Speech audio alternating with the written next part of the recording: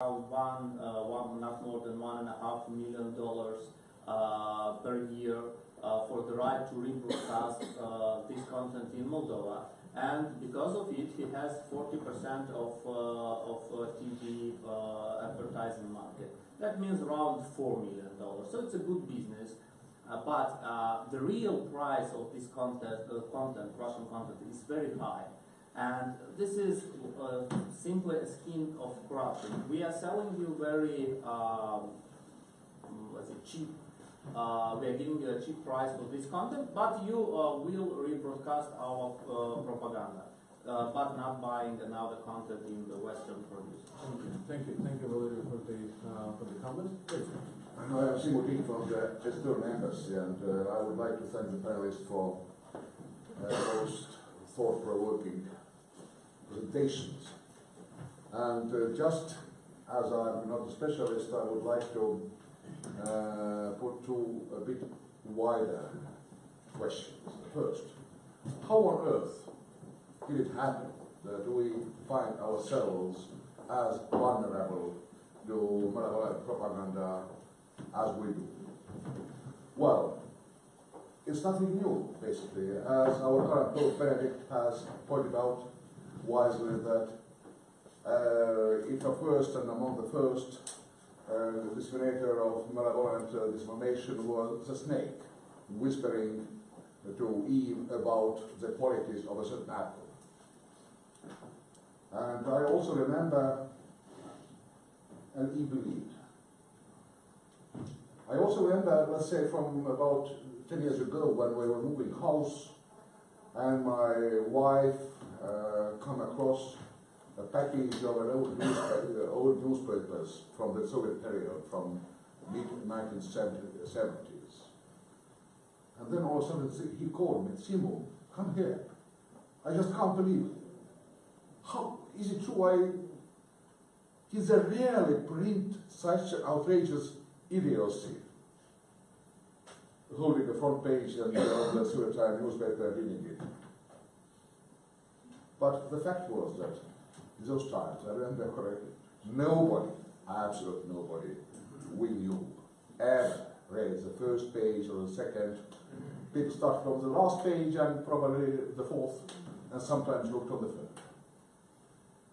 And it didn't take any specific education. So how come that we have become so vulnerable? Next question. Where would we like to see the media literacy in the wider scheme of things? If we, okay, there is a classical literacy, then there's computer literacy, and perhaps a third could be an information literacy, how to find the relevant, trustworthy information. And if media literacy is also part, if we see it as a part of the information literacy, perhaps it could also, sometimes it could be easier to explain where to find the correct information, better information, than to explain, give explanation and counterattack every piece of false information. So it's a methodology, how to, from which end to approach. Thank you, thank you. Any other immediate questions? If no, I'm gonna add one for myself, if I may, and then in this case, if you could all three of you, if you could answer all the questions that were stated. I'm actually wondering if diversification of media sources is an answer to disinformation. So it's exactly the whole idea is that I'm sometimes wondering, where do people learn these fake news? What are the websites that they're using, and why they're using those particular ones? And in this case, it's as long as they are taught that, well, you know, you also have to read something else besides that your favorite one. Try reading that and that and that. Maybe that is to some extent some of the answer. With all these questions, you have about 7 minutes altogether, three of you, to comment before we have to be closing this panel and going for coffee. I can start if yes, you please, and shortly, I'll respond shortly. Of course, information literacy is part of media literacy. So the course, and by the way, the manuals are downloadable, you can have a look. the course that is taught now in Moldovan schools, you can see that digital safety and many other aspects are there. It's a pretty serious manual, and it's a course that's taught throughout a year. So that's why I'm a real proponent of that method, because really it gets into people's kids' knowledge and also state of mind in terms of how to verify, but do it automatically already, because it's done early and it's done consistently through a methodology that is developed with teachers and media educators. That's one thing.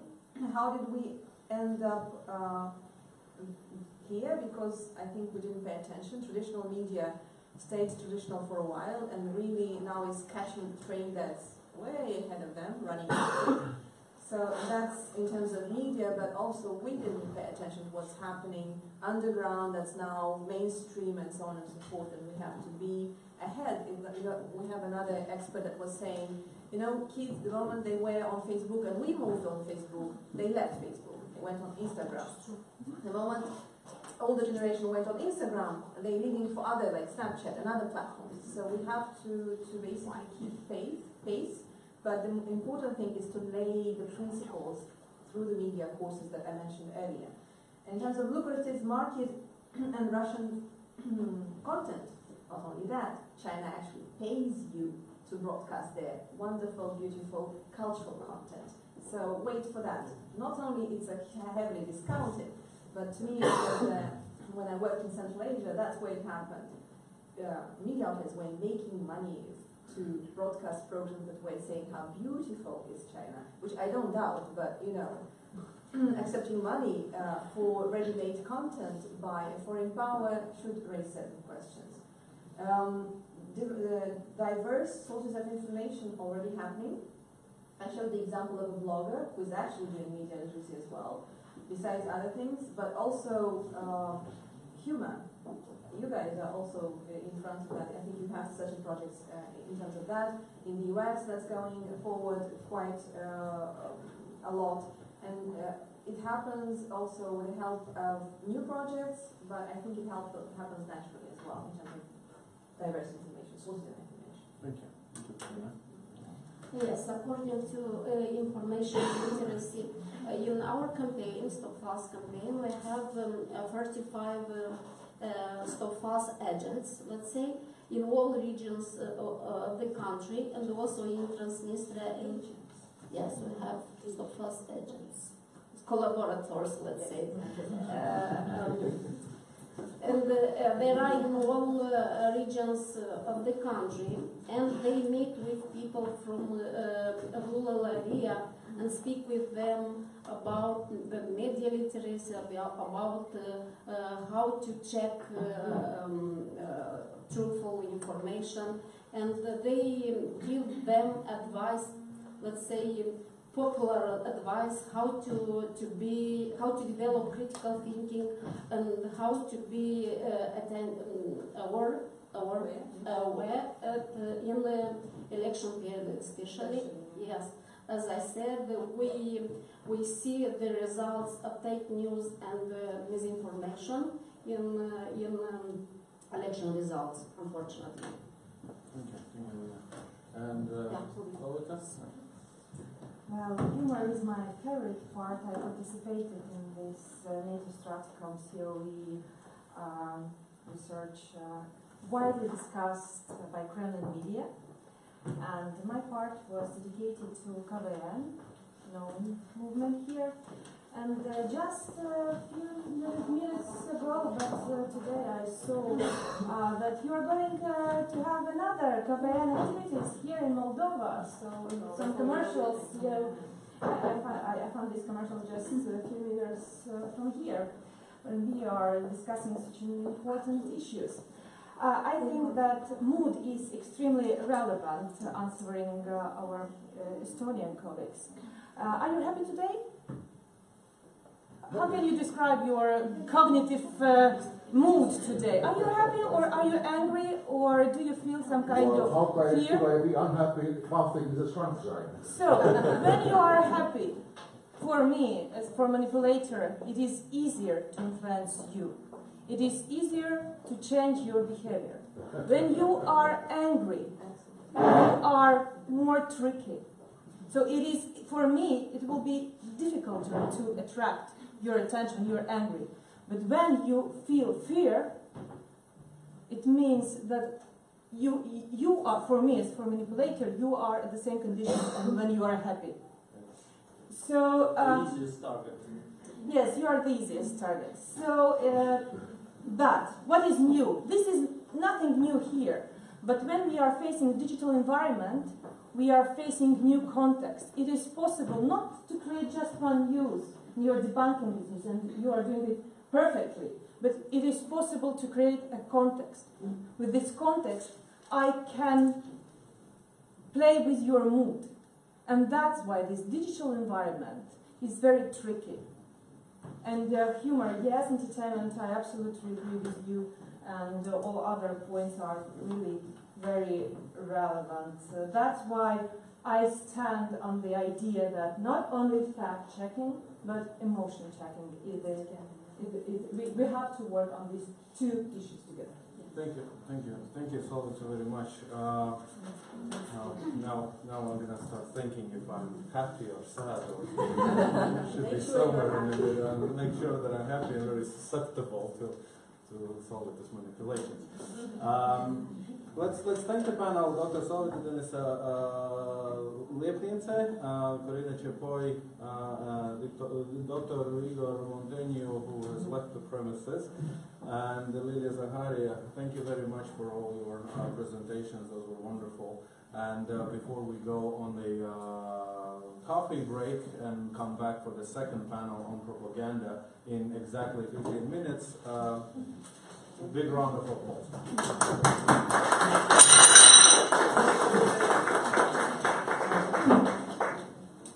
Coffee break? Yes. Coffee break. Thank you.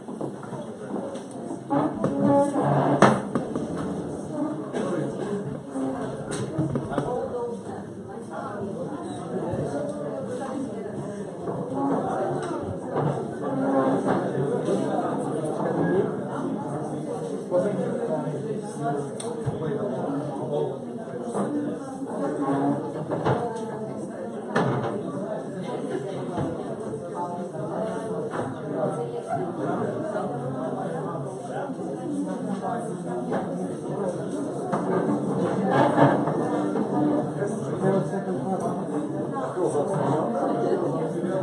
you very much.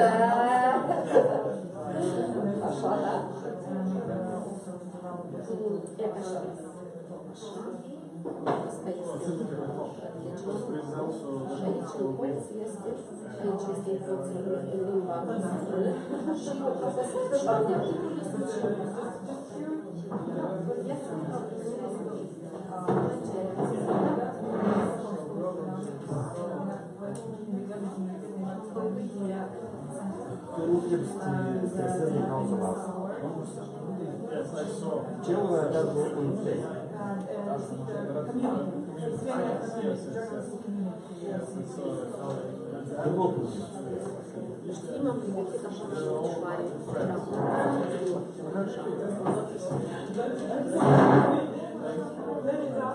But I know that they're great people and very good professionals.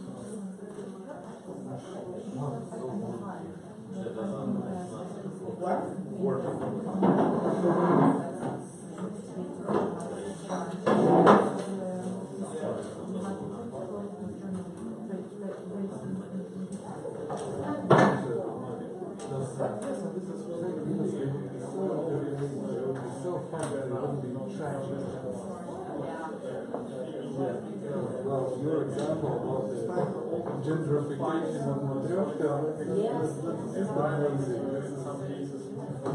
Wow.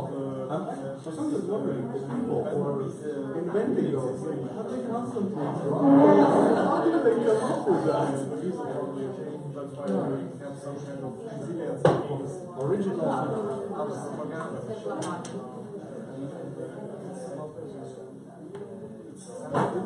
so much here.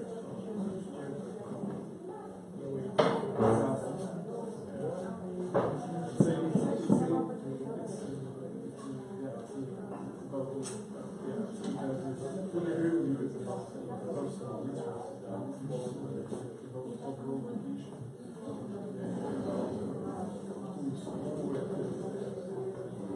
Nowadays, on 1st of January, our embassy will be mainly CE companies here. So we'll take the lead because we were in charge of that in Ukraine for the last 4 years. And now it's there, so hence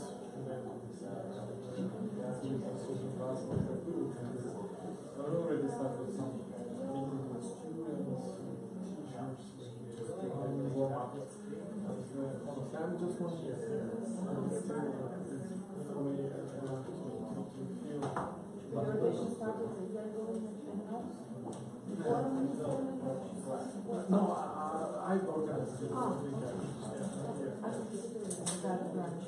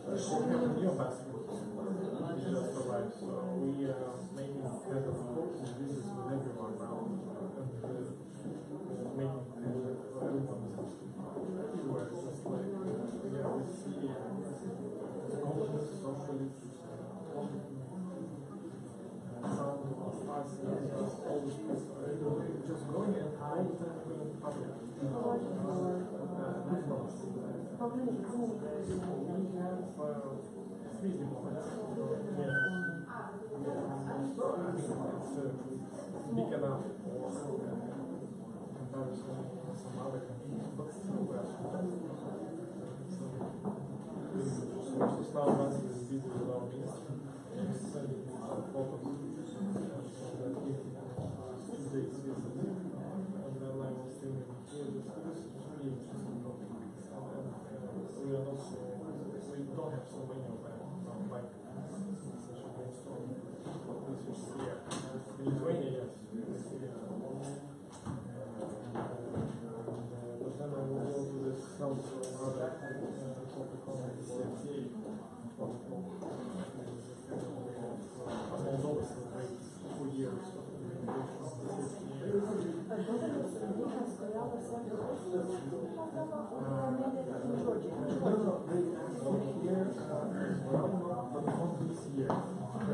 they organized a big event we had at Chargé last year. But we are just a month ago even. But all 3 days are right. German Foundation check grants project for the next year. Yeah, so we know because this is kind of our support the think tanks, because we were very well, my friends. But your main now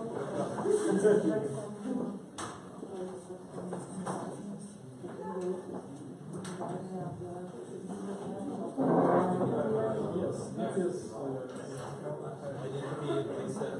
Yeah, this is their political support. Or you continue with the previous session? No, I'm leaving. Я говорю, хуєє, да. Okay. Now we also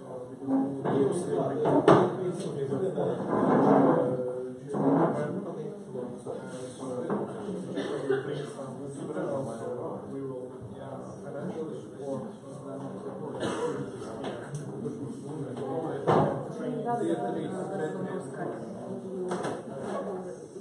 no, this is already this is in the house. Yes.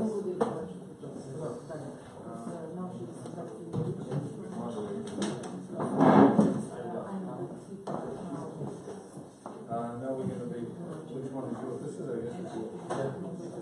Good. So I'm going to reseat myself in the middle, so that we'll make it. Yeah, in the middle, yeah. So I stay. Let's wait, let's see. Political development. You're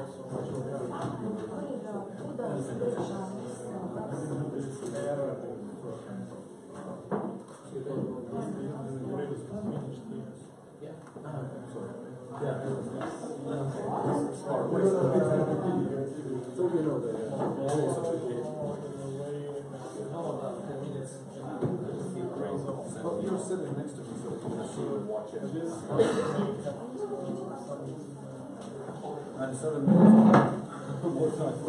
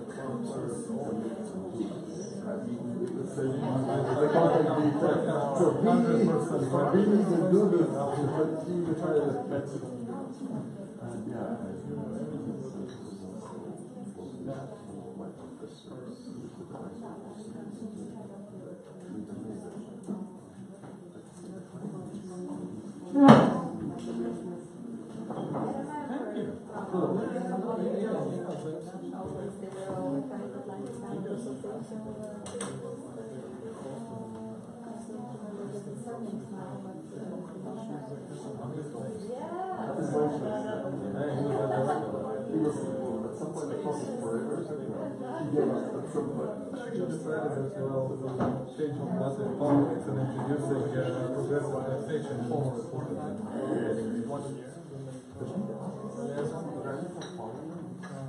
He ran. He did not get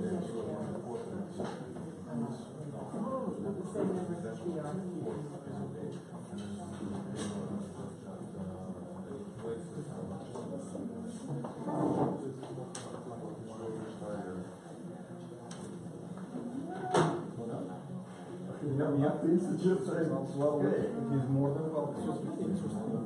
What's my place? Yeah. What's the budget?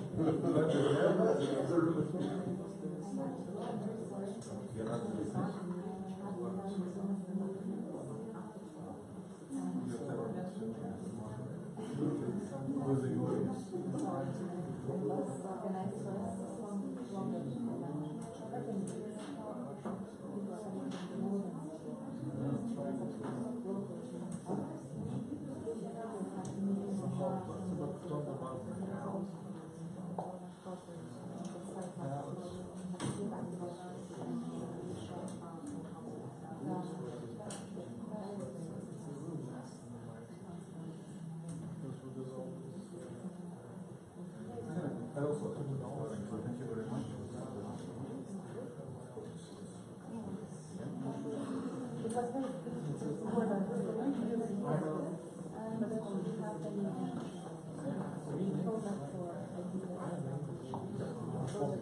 No, I was about to push you to the panel. Okay, we have to be going. Sorry.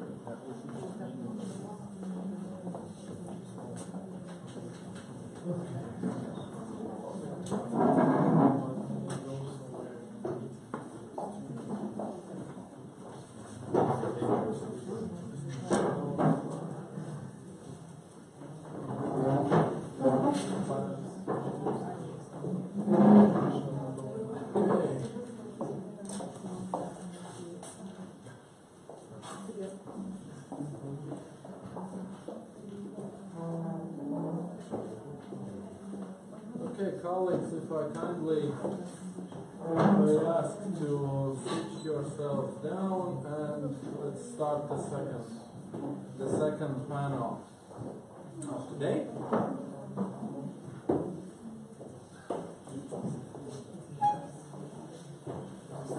Which is dedicated to the external and internal propaganda and how do we fight it.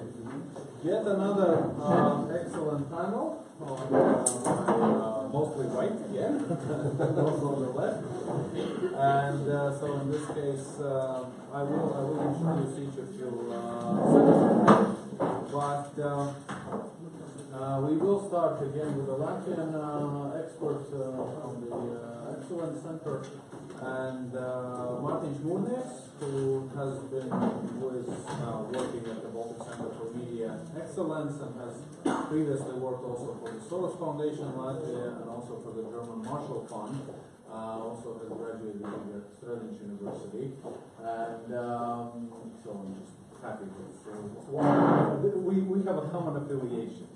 And Mārtiņš, please, the floor is yours. You have, well, again, 10 minutes. 10 classical minutes. As we move ahead and now also look at the internal and external propaganda, is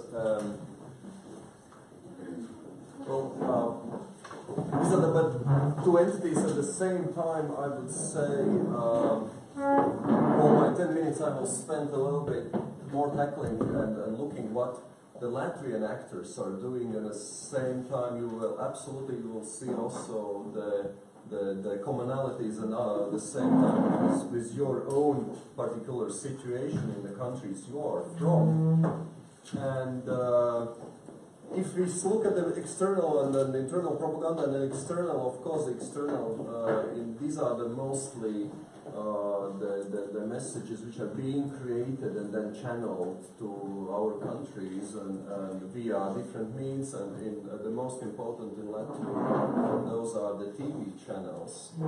And right away I should say that our, let's say, the recommendation of focus point usually is and even if it looks like very interesting to all talk about the banning, not banning, and what to do with this, but this, please, let's not forget about, because fighting that part is one of the actually most difficult part, particularly for us being in EU, where these activities are highly regulated and on the EU regulations, and therefore also I think the situation in Latvia gradually is developing in a good and right direction, and we pay a lot of attention on what we can do internally.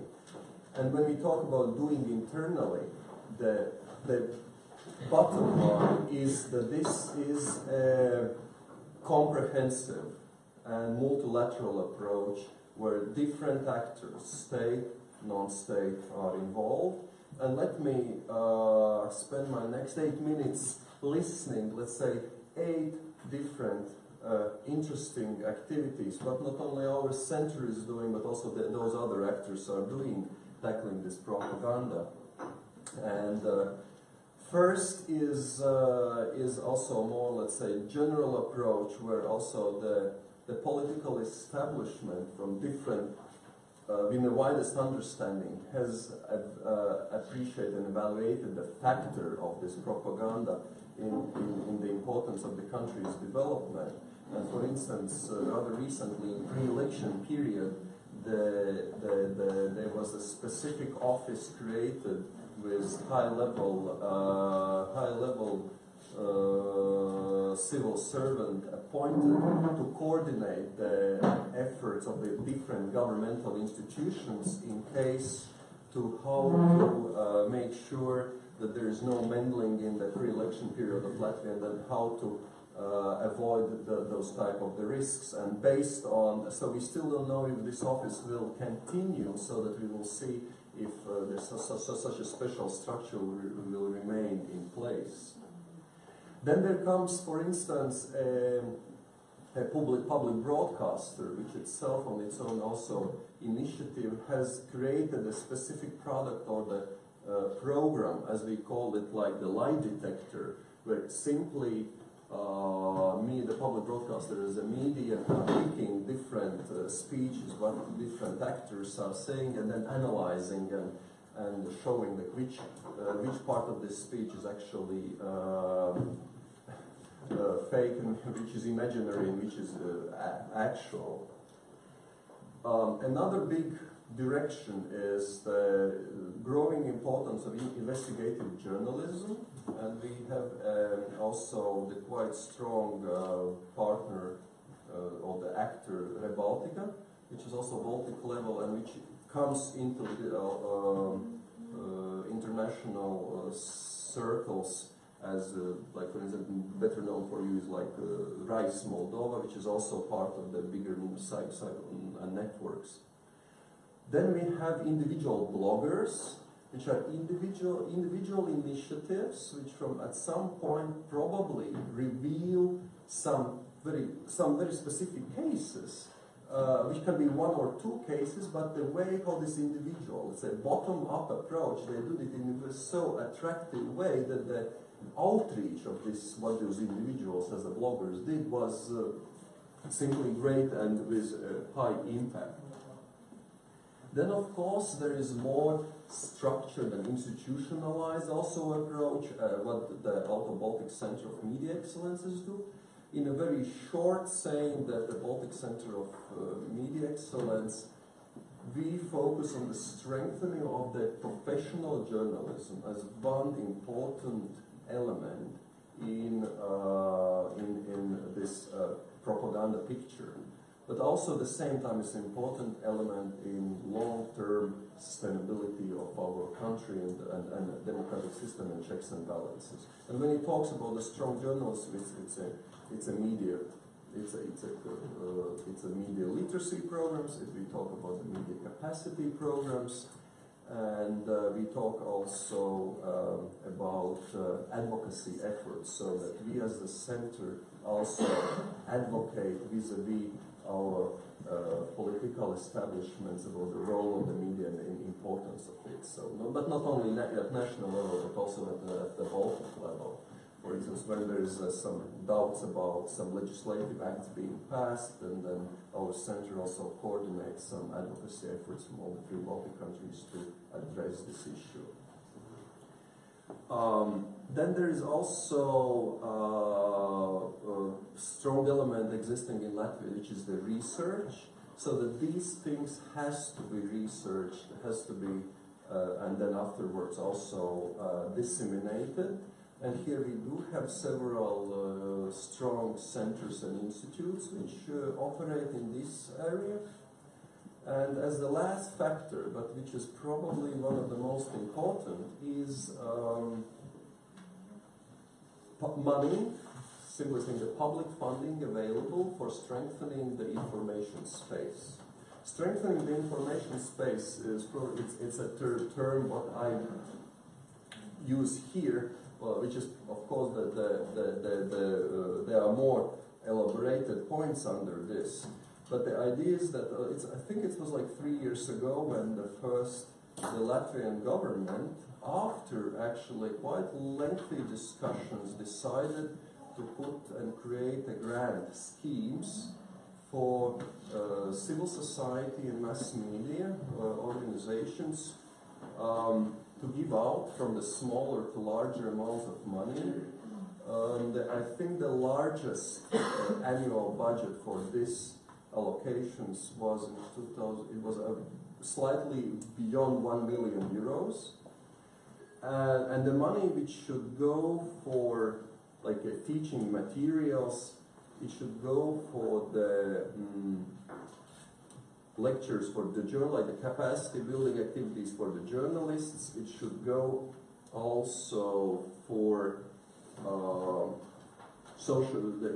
quality of the social networks and usage of social networks. It also should go for the creation of the media content. So it could be a very separate discussion how to manage the public money, which is now being accessible also for the private companies to take that money and create the media content. But in case of Latvia, despite several critiques, this was done very smartly. This has it has allowed for long list of the media outlets to sustain their activities, also regionally, where the advertisement market is low, where the pressure from the local governments on media content is high, up to very influential and professional media outlets, which now, due to this money, has been able to develop a product which strengthen this information space in Latvia. So at the end of my 10 minutes here, I would really like to emphasize this collaboration effect, multilateral approach effect, and also in a way non-centralized effect, because all these things, although they are thought and coordinated, but there's nobody who really vertically coordinates and says who is going to do what. Thank you. Thank you, Mārtiņš. Your last remark left me wondering. As far as I understand it, you're saying that we need one institution or one agency which would be. Oh no, sorry. What I wanted to say is that we don't have, as opposed that we might think that this is well structured and managed, but no, these different activities are coordinated, but not vertically managed. So, as a research institute can research is not mandatory, like to be complied with, let's say, what the foreign ministry or the Ministry of Culture, which gives some grants, has to be complied. No, kind of it's not has to be like approved by somebody. So it's a coordination and collaboration and coordination, the three elements. So there's no whole vertical which says, okay, we have like 1 million and we will distribute this, and then we will have a perfect picture. Okay, thank you. But I still want to ask you a question, additional one. This is clarification, just. I'm actually wondering, there is a tendency, from the point of view of this time not investigating journalism or the propaganda sources, so to speak, which is countering the investigative journalism. So I was wondering, actually, also again from the perspective of consumer of media, and one of the, in my mind, I'm just wondering if one of the biggest problems is with the propaganda isn't that there's a public demand for propaganda, meaning that people are seeking true information, people are looking for something to trust, people are looking for authority, people are looking for answers to the questions, and in this case, if on a massive scale this is being provided, then they are literally turning, and it's a natural thing to be happening. Would you agree with that, or you would disagree? I would agree, adding that people are looking for emotions. What also Solvita touched upon in the last remarks from the previous panel. This is what moves people, and this is what the propaganda is using massively. And in case of Latvia, let's say, there been not necessarily well thought and planned propaganda, small website outlets, which create absolutely crazy type of the content, that some shopping mall has collapsed, or some famous politician died, or some plane crashed. But this is how they bring out emotions of people, attract these masses of this demand, what you're talking about. But then at certain point, hops, 3 months before, this outlet, which probably has like 7 or 10 viewers, is being bought by some political party, or by somebody who is affiliated by political party. And yeah. Thank you for explaining the and now I'm turning to my right, to Vlad Turcanu, who's a freelance media expert and former spokesperson to President Timofey. You studied at the State University of Moldova. You also work for the Radio Free Europe. You're a communication expert also on very many European Commission projects. I've been on the National Broadcasting Council and chief editor of Radio Chisinau. Did I forget something? Because you have a very long list of credentials.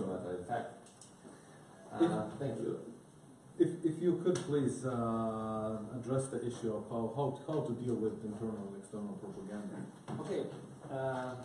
Of course, we've seen last years a large scale of propaganda around the world, no matter if we are talking about Brexit or American presidential elections, or even that case of Russian girl Lisa in Germany, you remember that. But is this something new for our territory, for our population? Of course not, as we remember all the political events the last 30 years in Moldova, and how some political parties got into power using misinformation and also disinformation. And in my opinion, it goes deeper than that.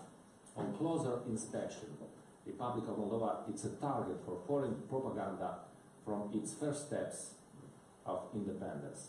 Just remember shortly how easily began the neo-Soviet restoration in the beginning of the 19th, with those politicians claiming that without Russian gas is no future for this country, and so on, and other fake subjects very popular at that time.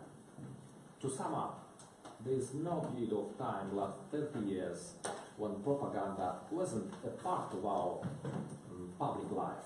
The question is this a premise for us to understand better the propaganda in all its amplitude? I mean, being a common thing for us, maybe it gave us some lessons for the present, at least for the future, and are we prepared for to fight it? And do we have the necessary tools? And do we have the necessary will to do it? I'm afraid it's vice versa, because as we see, propaganda and fake news penetrated our society, our political life, media institutions, and business. It changed us. It corrupts us all. A Romanian proverb says, we don't see the forest because of the trees. The trees are, in our case, the things we are believing, and which in fact represent the distorted reality. And we just started to realize its influence and to see its consequences. There are, of course, two sources of propaganda, external and domestic. Local political elite competes with success in this respect with traditional Russian media, and it becomes even dangerous for public perception, because the transfiguration of local realities affects population more than mystification regarding international issues. The particularity of Republic of Moldova and the main problem regarding propaganda is that the political system is a part of propaganda. It is an active actor in this process in order to achieve its political goals and to maintain the population in a smoke, I mean unaware, in an uncertainty. The different entities of the state participate in this process, being that Speaker of the Parliament, Mr. Kandu, to control media, or even Moldovan embassy in Berlin. And you remember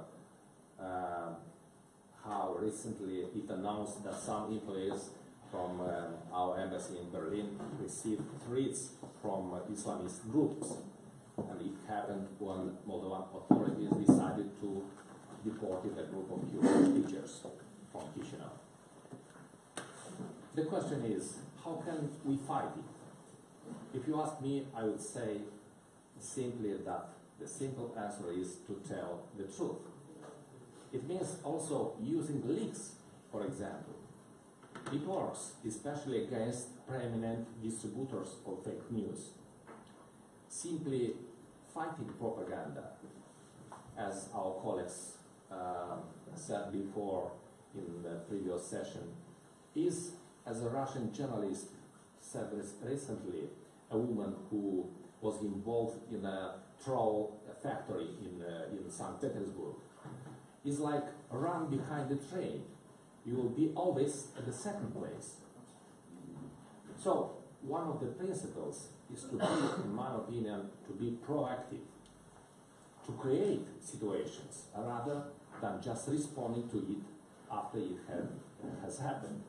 And I believe this could be a solution, because look, you don't see a vacuum in informational space. It's full all the time, because the government is obsessed every day to deliver some information, no matter did it do something or not. And my feeling is that a part of the press just reacts on this, which means is just follow the governmental agenda.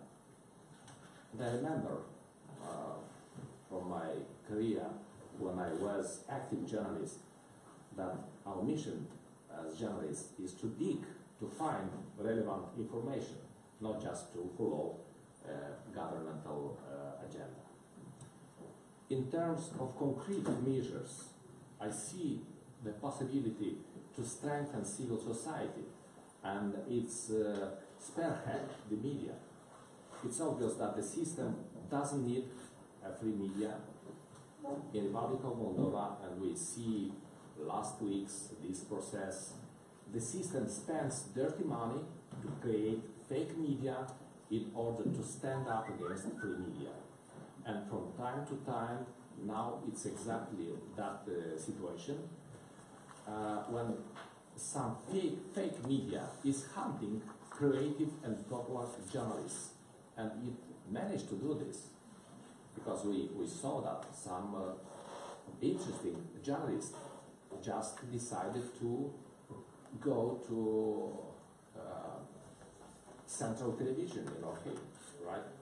So, before the elections, or rather, to be honest and to be more concrete, after the elections, we'll need funds in Chisinau and outside the capital, real funds from our Western partners to balance the proportion between fake media and real media.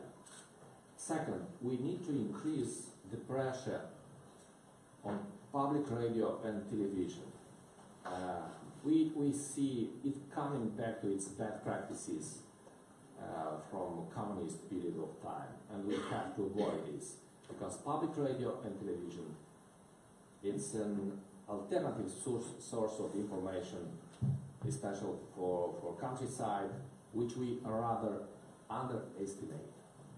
Three, we talked in previous session about media literacy, and I think that education about fake news, first of all in schools, is very important to defining propaganda, recognizing propaganda, reflect on propaganda. There are useful lessons for the new generation.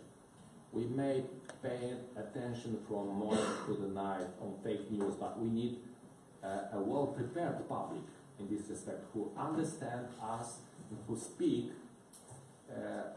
the same language in terms of values. And fourth, on the long term, we need, maybe it's too much to say this, but I think about this last several years. We need to connect our society to Western media, and it implies to teach our population modern languages. What I propose is something similar to former Georgian President Saakashvili initiative 8 years ago. It's called Teach and Learn with Georgia. So we need to connect our people to Western televisions, radio and newspapers, online information, because this is a part of our job, I think, and we need to pay attention to put the pressure on the authorities to do this, be through educational systems or through different, for example,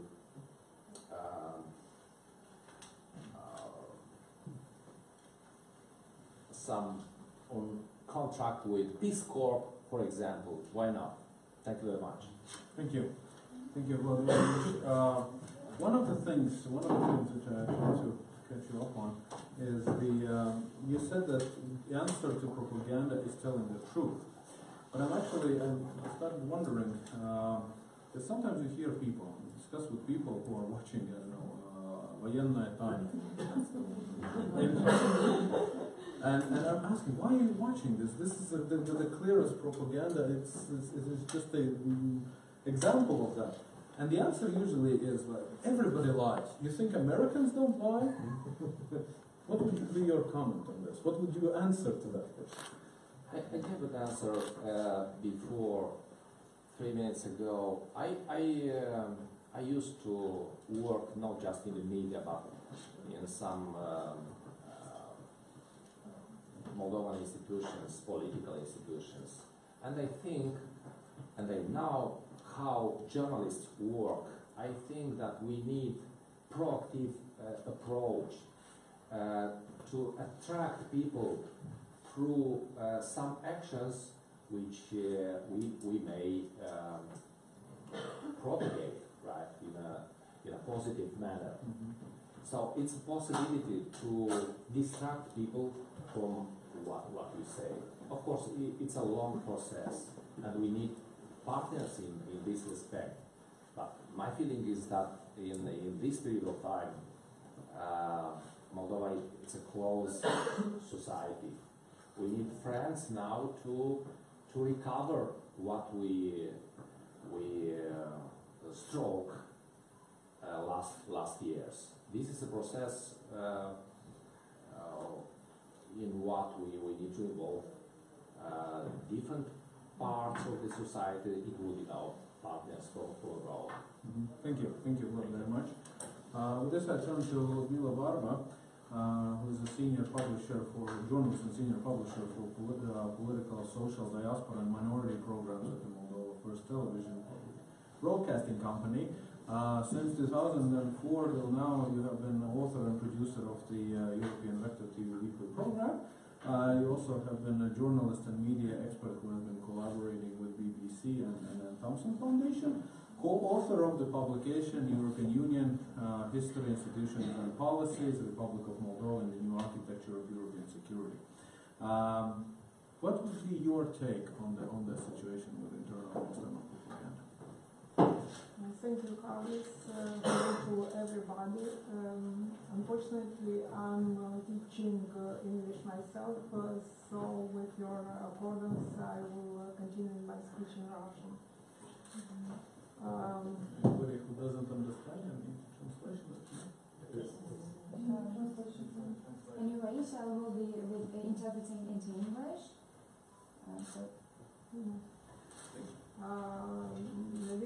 В качестве журналиста общественного канала Молдова-1, я, естественно, в течение своей работы готовила программы и отдельные материалы о пропаганде, о дезинформации, о влиянии на умы людей и так далее.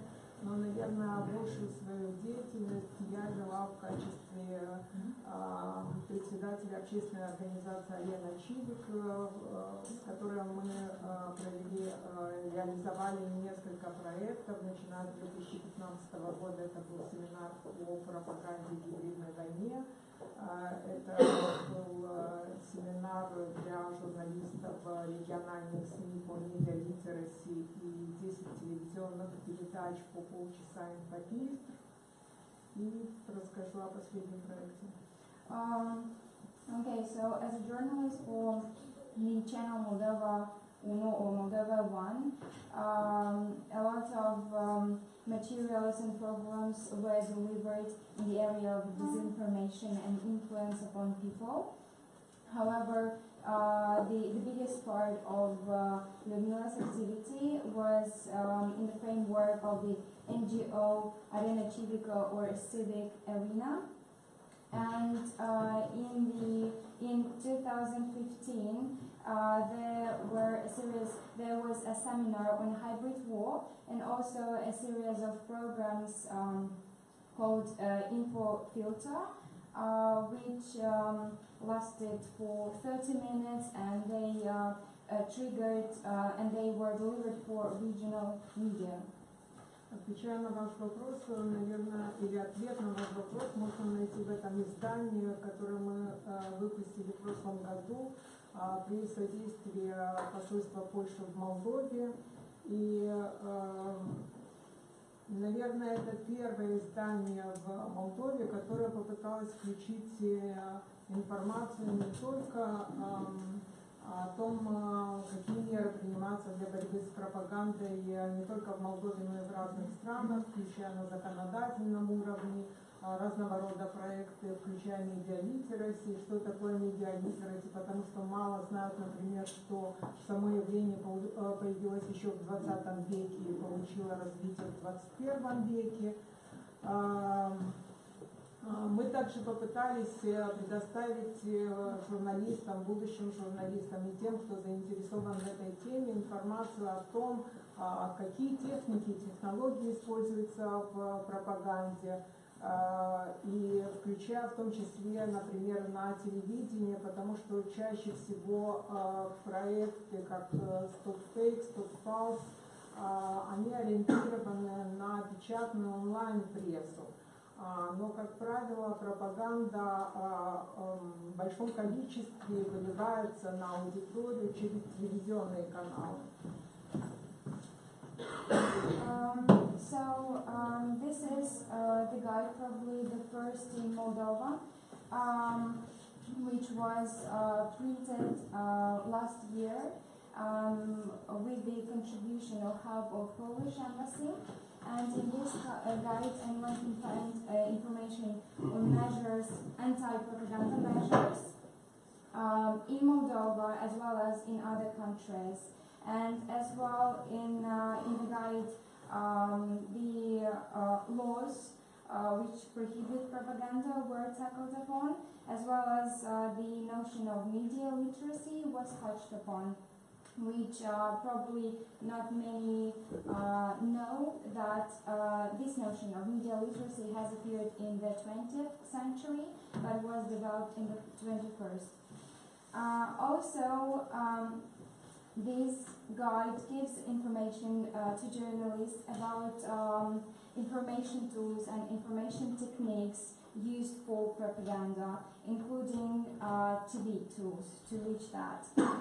Since such projects as StopFake, StopFals, they usually have their influence in print, so it's also quite important to reach people on television, and these questions were touched upon in the guide I mentioned before.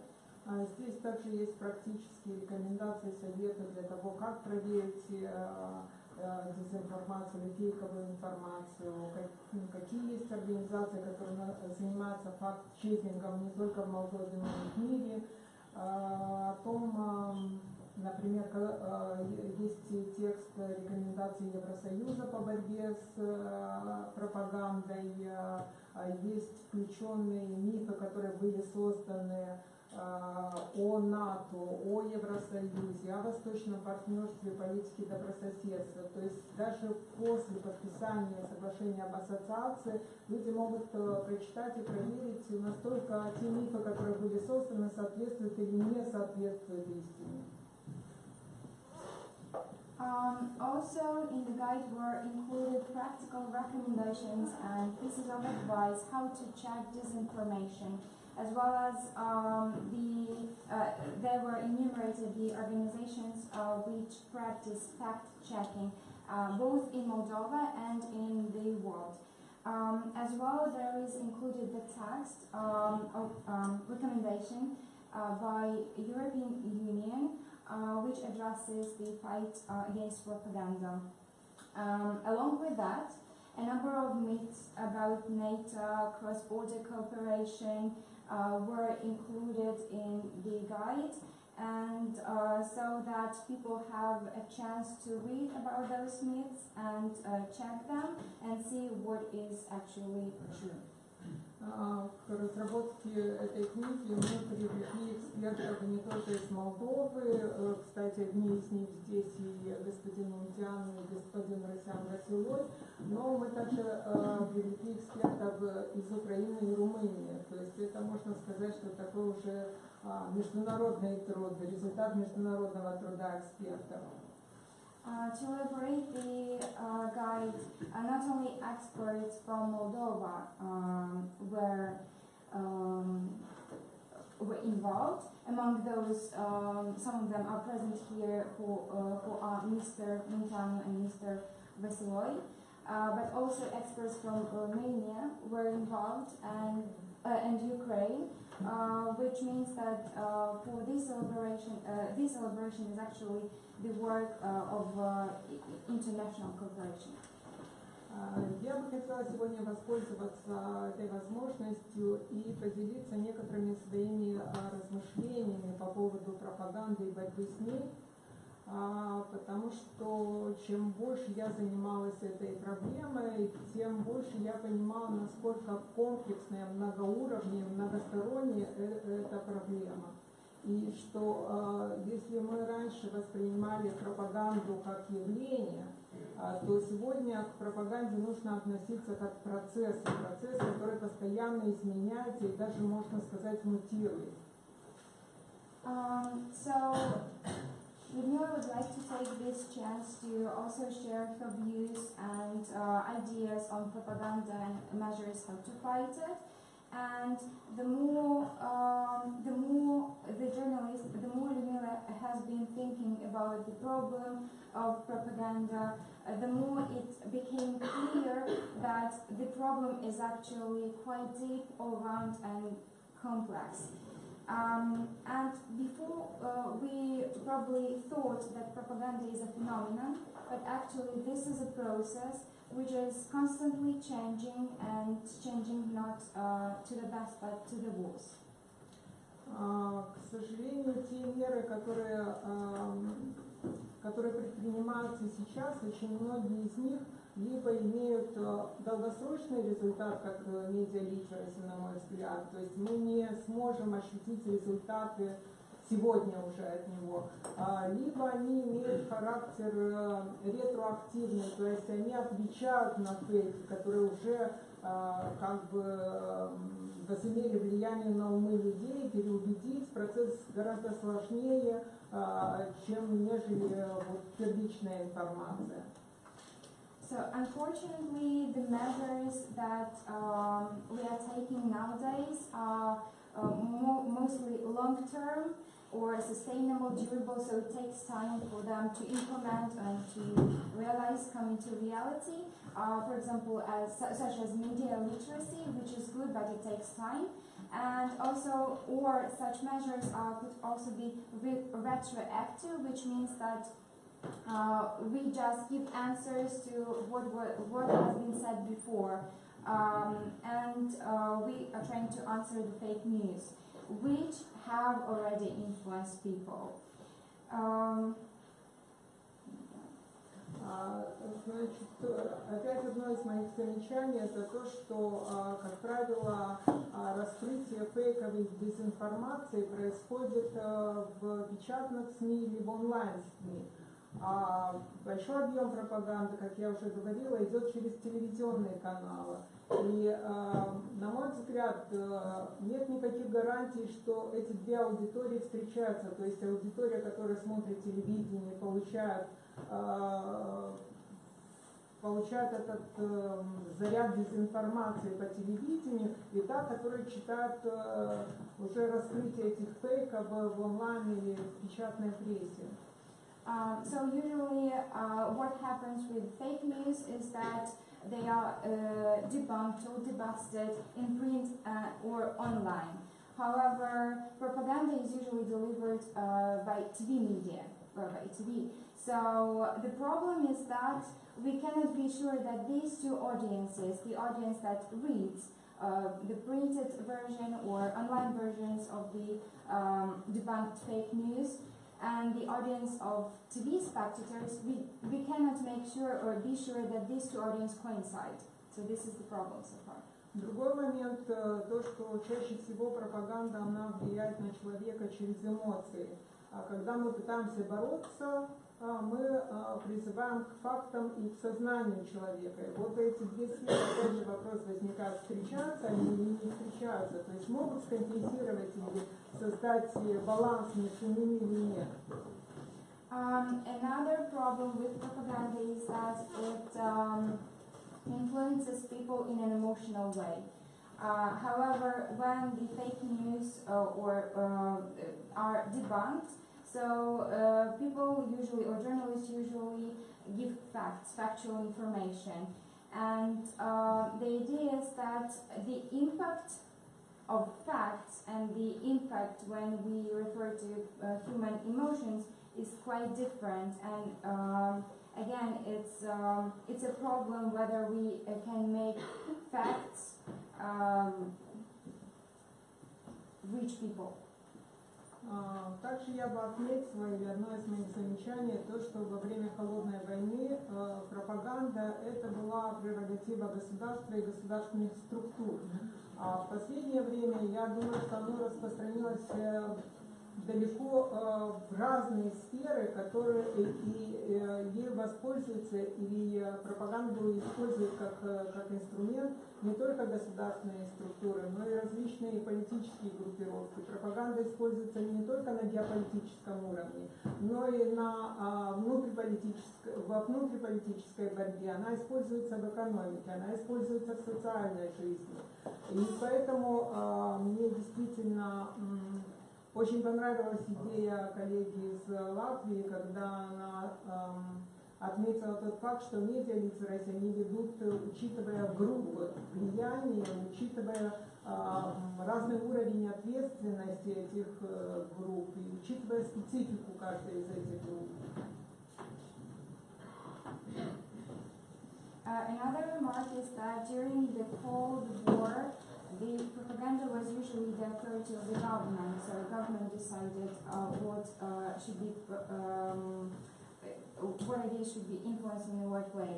However, lately or recently, propaganda has moved to different spheres, and the tools used for that are nowadays not only by governments, but also not only on the geopolitical level, but also in domestic political sphere, in economy, in social life, and so on.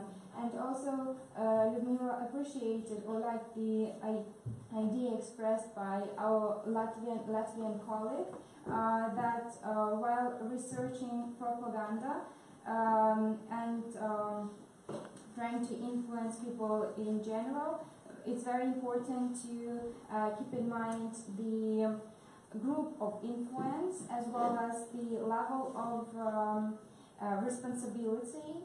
And yeah. Совсем недавно я встретила термин, который называется экономика внимания. Я не знаю, знаком ли он вам. Значит, мне показалось это достаточно интересно, потому что уже на научном подходе пытаются изучить, какие инструменты нужно использовать, какие платформы для того, чтобы привлечь внимание потребителей информации и влиять на них. И если это используется в пропаганде, то, наверное, в процессе борьбы против пропаганды стоит перенять вот эту экономику внимания, рассчитывать уже даже на экономическом уровне и на социальном ее стоимость. Okay, so Yeah. this, and with all due respect, but each of you have 2 minutes. Okay. So there is also such a term which is attention economy. Probably you've already heard about it. So it's an interesting idea that already on a scientific level, people are trying to learn what are the tools and platforms used by propaganda upon information consumers. And if propaganda uses such tools, then probably we should use certain or similar tools as well when we are trying to fight it. And also another idea is that it would give us chance to see what's the financial side of all that.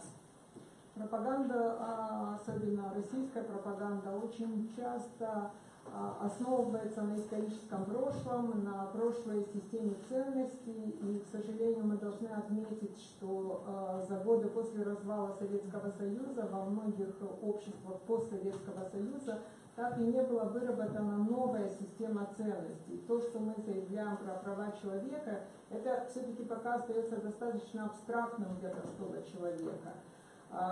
И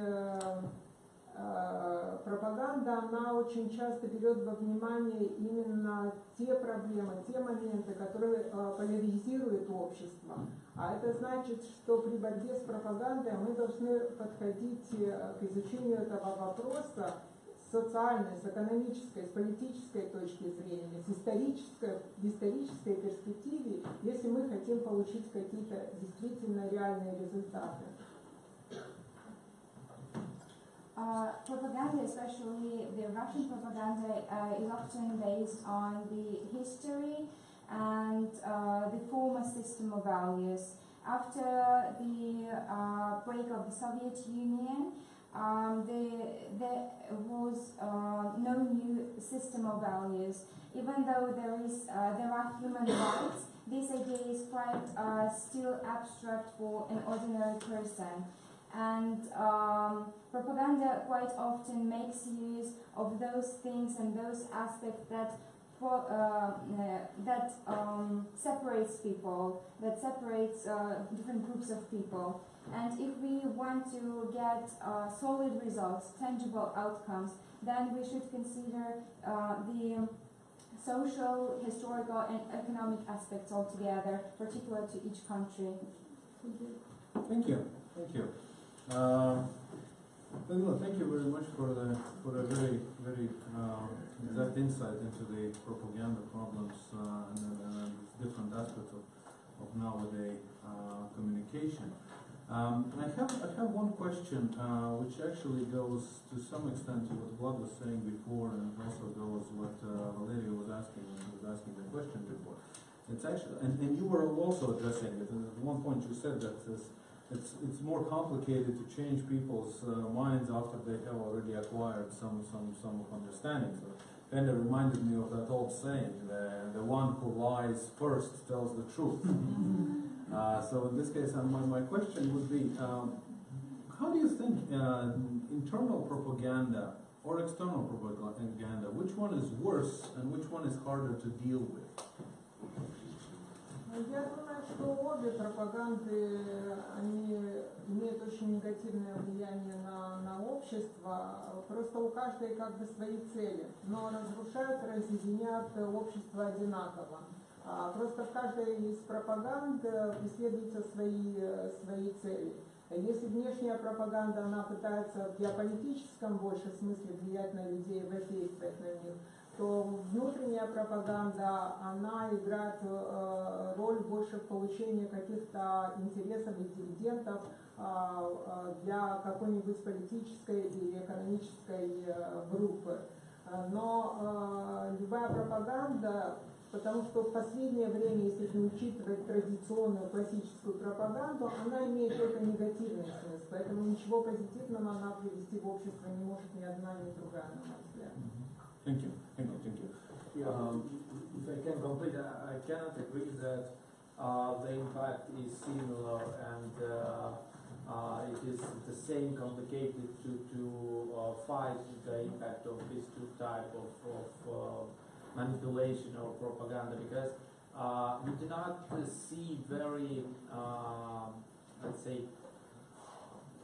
big impact of internal propaganda in Moldova, because the main beneficiary of all this media, manipulative media, Mr. Latvian, has a level of trust of 4% in Moldova. And if we are talking about external, Mr. Vladimir Putin has a level of trust of 55% in Moldova. So that really shows the difference. Okay, Valery, thank you for starting your presentation already. I will deduct 20 seconds from your presentation for this reminder, but thank you. In all seriousness, Valery Pacha, long experience in public and political communication consultancy, political management, and electoral campaigns. You have been researching quite substantially on combating the manipulation of public opinion, citizens' political rights, and information security. I've also been a public relations consultant for many companies and institutions, and now currently are representing here the WatchDogs.md website. So in this case, if I may kindly ask you in 10 minutes to address. Yeah, thank you. I will try as short as possible. There are a lot of things to say about this issue. I will tell just about the propaganda in mass media, and as I already told, I will talk about external propaganda, because I really think that it has a huge impact on Moldova, on the Moldovan political landscape, and on the results of Moldovan elections, and on internal policies and geopolitical orientation of the country. As I already told, we can compare. We can compare the impact of external propaganda and internal. And as I told, we have two clearly beneficiaries and an enormous difference. People simply do not believe Moldovan media, Moldovan televisions owned by, especially if we are thinking about main owner of televisions, Mr. Plahotniuk. The people are looking on news, on TV shows at his own TV channels, but they don't believe. Why? Because it's very simple. They can get outside their homes and to see a total different reality outside. But unfortunately, the absolute majority of people who are looking TV in Moldova about things, about news in Russia, in European Union, in the United States, cannot get out their homes and to see the real situation in Russia or in the United States. So all they know about the United States is is that they see from TV or are reading in internet or watching in internet. So this are some data from our let's say big research made last year about the impact of TV that at those points and also now is the main source of information, especially about political things for people in Moldova. It's like up to 85% of people in Moldova watching TV news every day or nearly every day. So we were watching news at the most popular 10 TV stations in Moldova. And we are monitoring the data about, let's say, the world we are living in, and where from Moldovan people learn about what's going on around in the world, especially in the international politics, and we take an indicator, because I, as a true humanitarian, believe just in figures. If I cannot measure, it's not yeah. Because otherwise we humanitarians like just to look on emotions and perceptions. And what we've seen, this is the result of monitoring of 10 TV stations. It's like 90% of people looking TV are looking on those 10 television, more than 95%. And we measured, we created indicators from its pointage, from the, let's say, level of audiences of every television and the quantity of news about international political leaders. And here what was in February, in January 2018, it's like 60% of news about international politics, about international political leaders, was spread in Moldova by Russian TV, and like just 9% about international, about independent media from Chisinau, and less like up to 9% by European media. In this case, this is just one single television, ProTV Romania. And this is how the situation changed just after the implementation of new so-called anti-propaganda law. So the main impact was a huge decrease of the number of news, of the quantity of news about international politics in Moldovan media at all, in Moldovan television. And because of lack of attention of local televisions to these issues of international politics, of geopolitics, of activities of international leaders, we still have here an, let's say, very important part of Russian presence, and they were present just through one single television. It's RTR Moldova. Before the law, it was 3 televisions: Prime TV, RTR Moldova, and NTV Moldova. Yeah. Okay. So this is like the landscape for television, which is the impact. Here we have the comparison between sociological data and quantitative analysis from monitoring of TV. And here you can see, you can have the level of trust in international leaders, and on the other part is the combination about the quantity of positive and negative news about those political leaders. And I come from communication consulting, and we do not know in PR how it works, but we know that quantity matters, and it somehow works. If you have many positive news about a product, it doesn't matter, it is just a cup of water or a president of Russian Federation, he will be popular. And if you have very many negative news, he will be unpopular. That's how it works. It's simple marketing and nothing more. This is about Moldova. And my most important reason why I was looking on this figure. I don't understand why half of population in Moldova prefers to join this pro-Russian custom union or Eurasian union, because it is not logical. Yeah, you have lower standards of life, poverty, lack of human rights in Russia and Kazakhstan and Belarus and other parts. And you have the other option, that is European Union with high standards of life, with decent social services and so on and so on. But a lot of people in Moldova, like up to half, or at some point even more than a half, want to join Eurasian Union. And here we made the comparison of the responses from sociological researchers about which kind of geopolitical option people prefer depending on which television they prefer. And we have here clearly 2 groups of television, Jornal TV, ProTV, Publica, and with people who clearly prefer European option. And another 3, Prime TV, RTR Moldova, and NTV Moldova, with people who prefer pro-Russian orientation.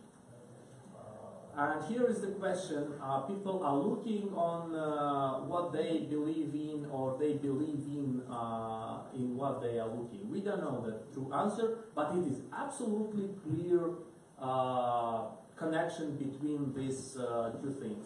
How people vote and what people are looking on. And the geopolitical factor is determinant at Moldovan elections. It's always two sides, pro-European and pro-Russian. Okay. I will not talk about narratives people already told. Just one important thing to say is that before the implementation of this so-called anti-propaganda law, Moldova was not a target of specified campaigns. It was just, let's say, a part of Russian internal propaganda market. Here is about the situation today, main channels of spreading. We have just one TV channel that is spreading like directly political Russian propaganda. It's RTR Moldova. They very easily avoided the implementation of this new law. We told from the very beginning that it will be very easy to avoid it. And I just want to point two very important things.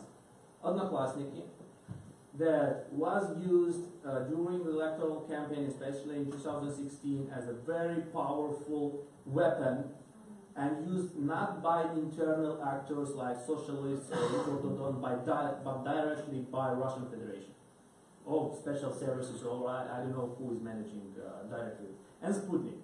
Sputnik Moldova appeared not like a tool, an extension of Sputnik for Moldova.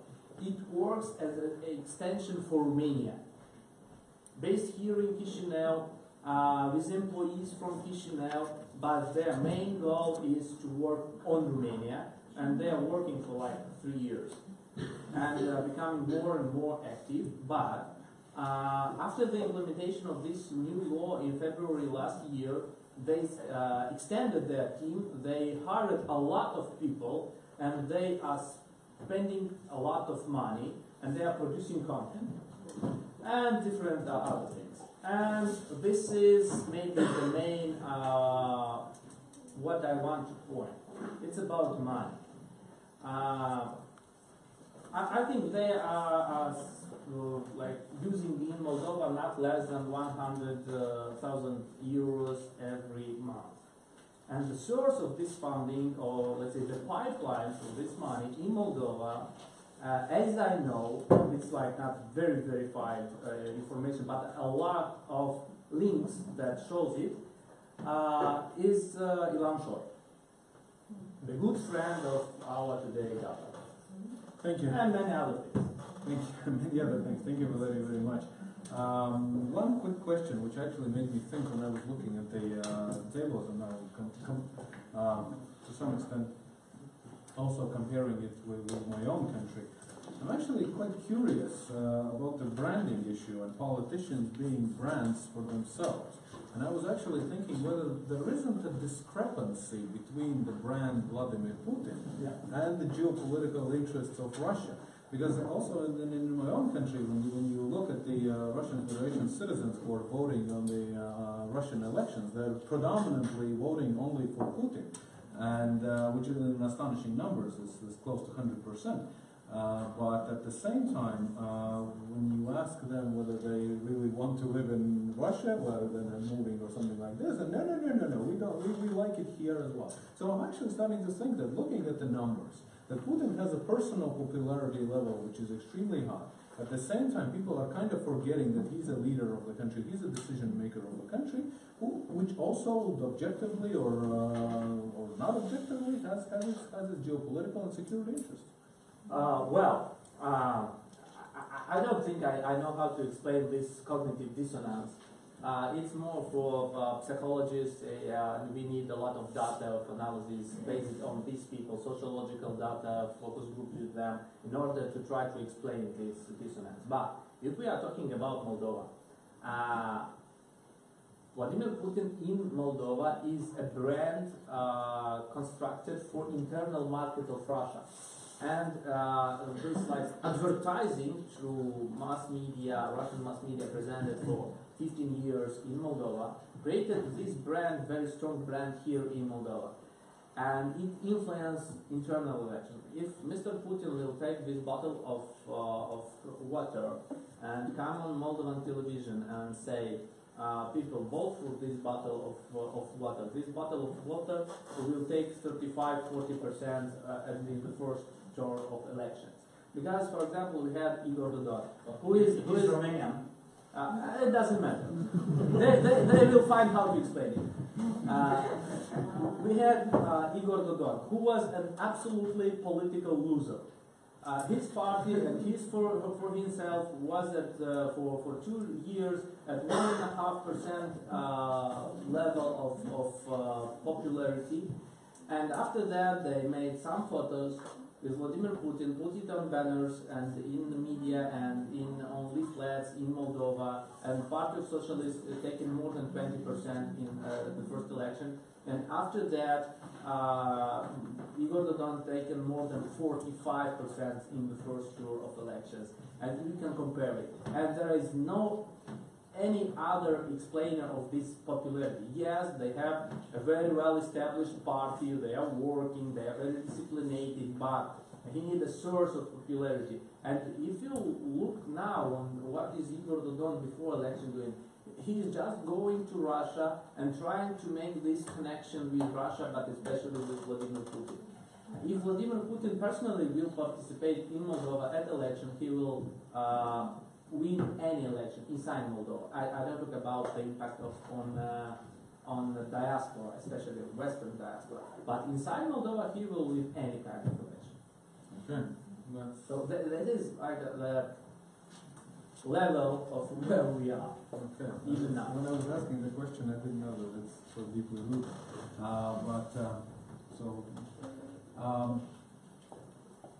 On this provocative note, I would actually love to open the floor to the questions and discussions. Wonderful, one and a half. We have, 16 minutes now to cover. So please, let's start with you. My name is Joy. I'm a university lecturer, and my question would be the following. I would like to know any real actions of Latvian governmental institutions in order to implement any educational, schools or something for society, for civil society, because in the last 2 years we are hearing here in Moldova about fake news and propaganda and disinformation, but we haven't done yet anything real. I mean, and for Mr. Vlachukano also is the same question. I mean, is there any project in the Moldavian institutional, governmental institution in order to inform the civil society? Any programs taken or good practices taken from the European Union or abroad? Okay, wonderful. Let's do it like this. We're going to start with Mārtiņš answering the question on Latvia. Then if Solvita has something else after Mārtiņš to add, then a couple of words, and then we're going to go to something which is already a long-term program, and it's not necessarily associated with propaganda, but it's very important, is opportunities to learn Latvian language for the children who are attending or who used to attend the Russian speaking schools, and also for other audiences which can kind of take courses free of charge. Because in the case of Latvia, there is a relatively high number of people who would prefer speaking, ethnically Russians, Belarusians, Ukrainians, who would prefer using Russian language. Therefore, this is like a group approximately of 30%. Therefore, they are more vulnerable towards any type of the propaganda. And this has been work already done for many years, and which has been intensified recently. Also politically, then it comes also in the, let's say, a bit like more political package, where actually changing this educational system, introducing more and more subjects being taught in Latvian in the schools which were before taught in Russian language, but it's like a very step-by-step process. Which actually, interesting by itself, it's been a kind of the object of where the Russian propaganda has been targeted Latvia heavily, about like the killing the Russian schools and leaving Russian children without education, etc. Then through this grant scheme or the public funding for the strengthening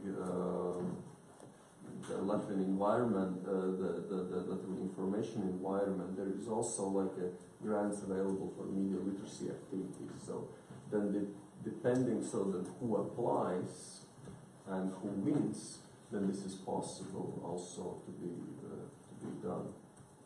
So Solvita. Yes, shortly I will describe the approach of our government as holistic. Definitely it's holistic approach, with a long-term orientation.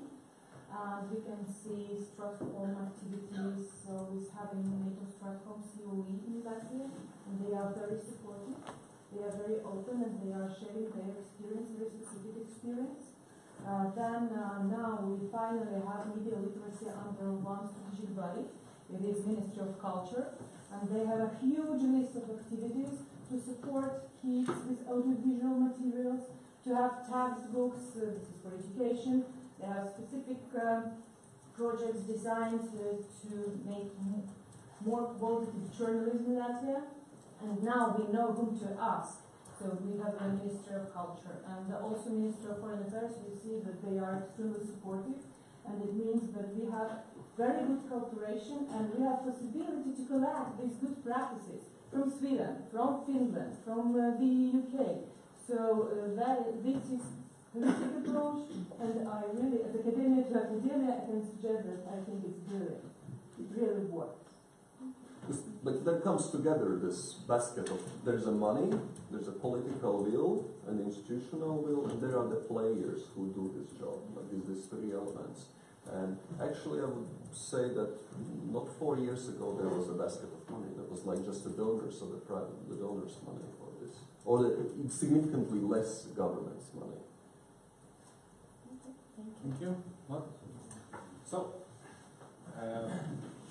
the reality is that civil society is home alone now, and all of us nowadays.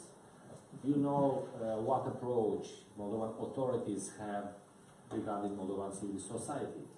Moldovan politicians claim that NGOs which fight corruption, which fight against bad practices, are involved in politics, and they are prolongation of my handle, right? And you remember recently the member of the parliament, Mr. Valeriu Ghilețchi, said that he is not committed to give answers to the civil society, but just to the citizens, you know. So they mixed the values and the realities in order to preserve their positions. Then they are in the parliament, in the government, and that's the situation. But in the same time, civil society needs to stay firmly in this position to do what the government or the parliament don't want to do. Thank you.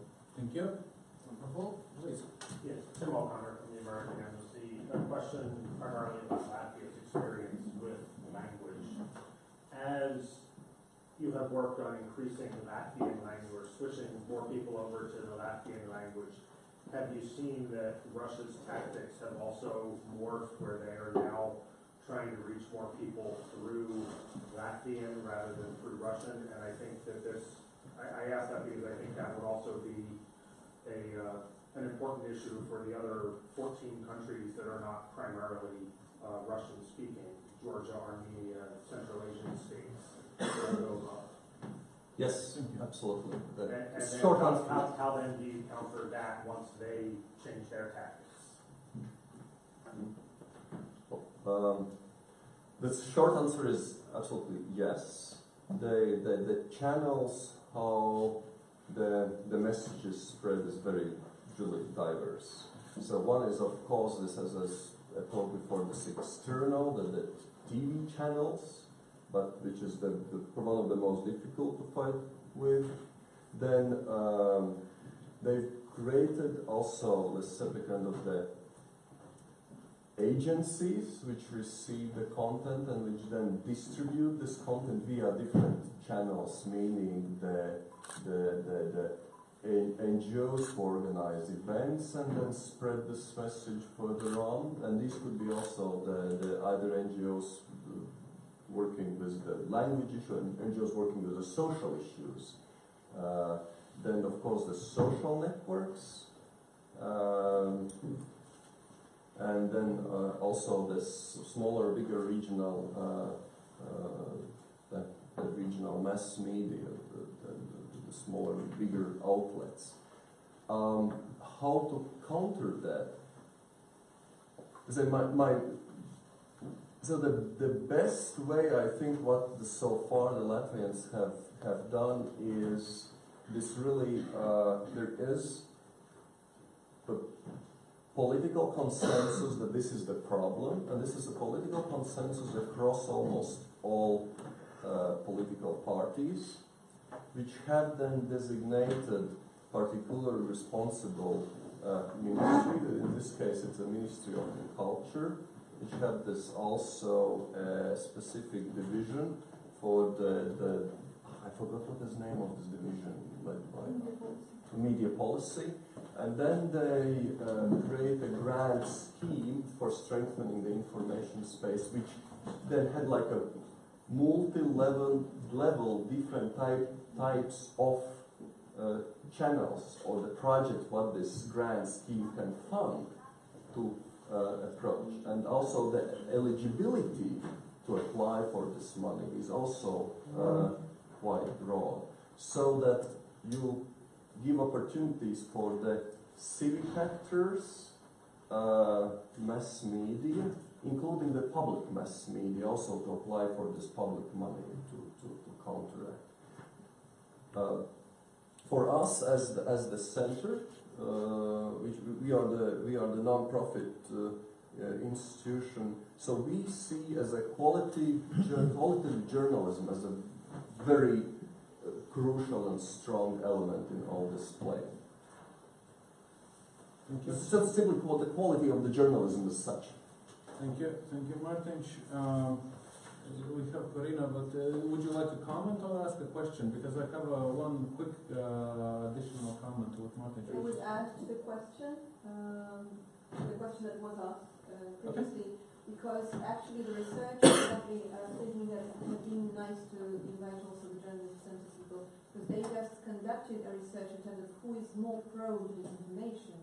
And related to your question, it's actually Russian speakers, rural, north and south.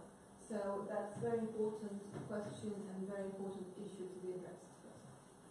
Yeah, thank you. Actually, I have two comments there. Now, the first one is because, well, we have had this attempt of switching the propaganda machinery solely from the Russian-speaking population by starting Sputnik web page in Latvian language. And so in that case, that was one of the issues. But what we started discussing at one point was just closing things. Is that compatible with the values of freedom of speech and access to information? So we actually are wondering if just prohibiting or censoring something is actually worth it, because it kind of goes in the same manner as Russia is doing itself. So that's a philosophical note, and the philosophical practical note, yes. And the other thing is I forgot. More questions? Do we have any more questions? Can I one question? Yeah, please. You mentioned, and I know this argument that it is about freedom of speech and freedom of opinion. But you think people who are producing this content, like Mr. Kisilov, for example, they really believe in what they are saying? So this is their real opinion, and we need to give them freedom for this opinion. Yeah, that's actually a good remark. But I don't think it's about that. It's about us going low as Yeah. they do. And I don't think that's the solution. That's why I started my sign with that, going high and not low. No. Doing the same way, I That's don't the think that's question. the solution. I think it's more the question of whether they are the sources or they are only instruments and tools of And they We have one more question. Sorry, colleague, for interrupting, but please. Tatiana to Freedom House. I actually have a question to Mārtiņš. You mentioned some advocacy joint efforts of the Baltic states to improve the media legal